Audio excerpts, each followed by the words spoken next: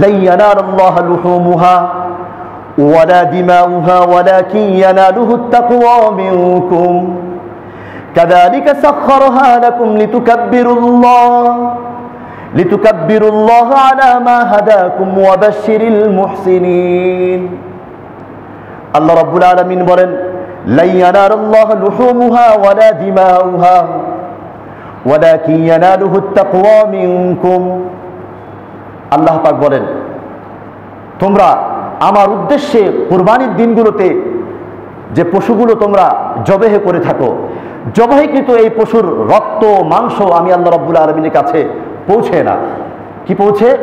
ওয়ালাকিন ইয়ানালুহু আত-তাকওয়া মিনকুম, তোমাদের পক্ষ থেকে আমার কাছে যে জিনিসটি পৌঁছে সেই জিনিসটির নাম হচ্ছে খোদাভীতি, সেই জিনিসটির নাম হচ্ছে আল্লাহভীতি।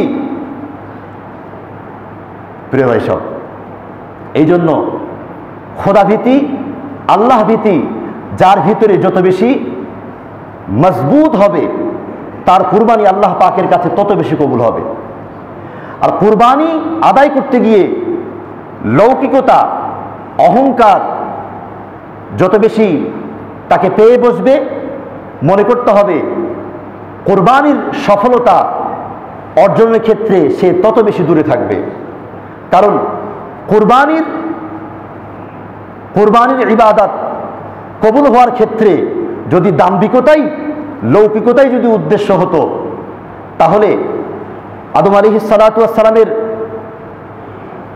দুই পুত্রের হাবিলের পরিবর্তে কাবিলের কুরবানিকে হয়ে যেত, আল্লাহ পাকের কাছে কবুল হয়ে যেত। কারণ কাবিল তুলনামূলকভাবে অনেক কি ছিল? অহংকার প্রবণ ছিল, অনেক দাম্ভিকতাপূর্ণ ছিল। আল্লাহ পাক বলেন, ওয়ালাকিন ইয়ানালুহু আত-তাকওয়া মিনকুম, আমি আল্লাহ রাব্বুল আলামিন যার তার কুরবানি কবুল করি না। যারা বিনয়ী, যারা মুখলিস, একনিষ্ঠ, একমাত্র আল্লাহ সন্তুষ্টির জন্য যারা কি করে? কুরবানি পেশ করে, আমি আল্লাহ রাব্বুল আলামিন তাদের কুরবানিটাই আমি কবুল করি।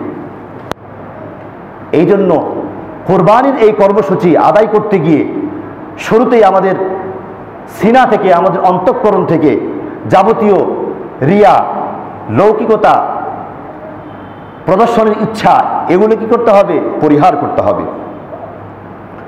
প্রিয় ভাই সব, কুরবানির এই তাকওয়ার মধ্যেই নির্ভর করছে আমাদের আগামী দিনগুলোর পথ চলা। কুরবানির মাধ্যমে তাকওয়ায় উজ্জীবিত হয়ে এর মাধ্যমে নির্ভর করছে আমাদের যাবতীয় প্রত্যাশা আল্লাহ পাকের কাছে কবুল হওয়া। এই জন্য কুরবানির পশু আদায়ের ক্ষেত্রে পশুগুলো আল্লাহ পাকের কাছে পেশ করার আগে কি করতে হবে? এই অন্তঃকরণ থেকে যাবতীয় রিয়া, লৌকিকতা, এগুলো কি করতে হবে? দূর করে দিতে হবে। প্রিয় ভাই সব, কুরবানি সংক্রান্ত আলোচনা এখানেই শেষ। এবার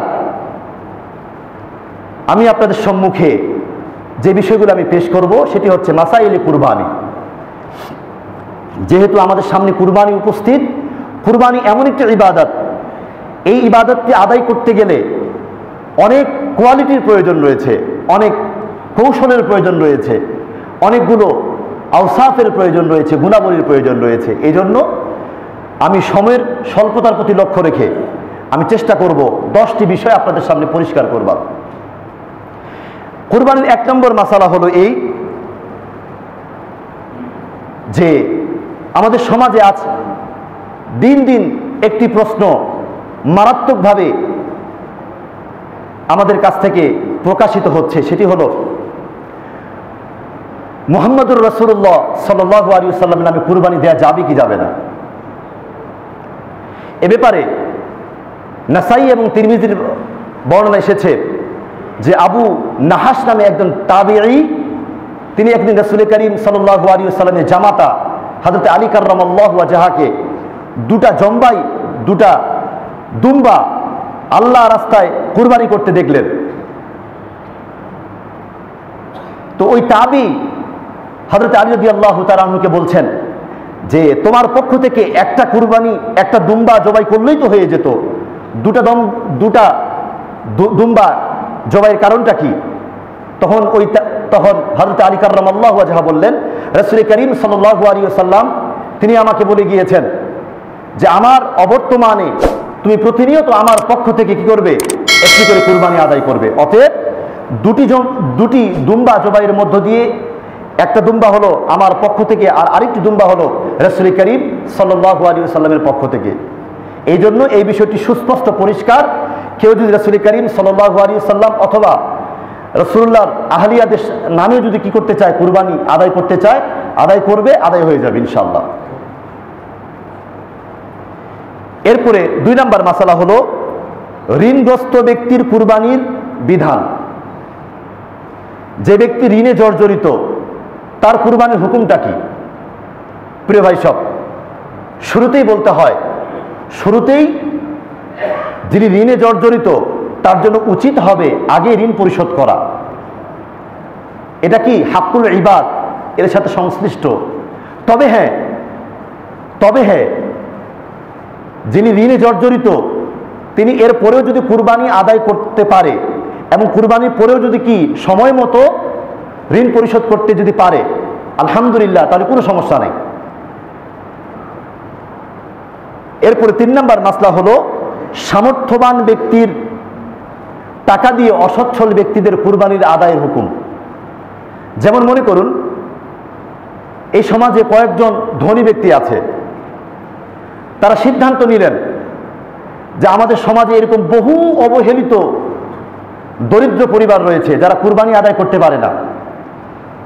এখন তারা সিদ্ধান্ত নিলেন যে আমরা তাদের হয়ে আমরা কি করব, কুরবানি আদায় করব। তাহলে এর হুকুম কি? এর হুকুমটাও জায়েজ। কেউ যদি এই পদ্ধতিতেও যদি কুরবানি আদায় করতে চায়, কুরবানি কি হয়ে যাবে, আদায় হয়ে যাবে। তবে শর্ত হলো সচ্ছল সামর্থ্যবান ব্যক্তি যারা দরিদ্রদের পক্ষ থেকে কুরবানি আদায় করবে, তখন এটা তাদেরকে জানিয়ে দিতে হবে। অর্থাৎ যে সমস্ত দরিদ্র ব্যক্তিরা মানে যাদের পক্ষ থেকে কুরবানি আদায় করবেন এই বিষয়টা সুনিশ্চিত থাকতে হবে।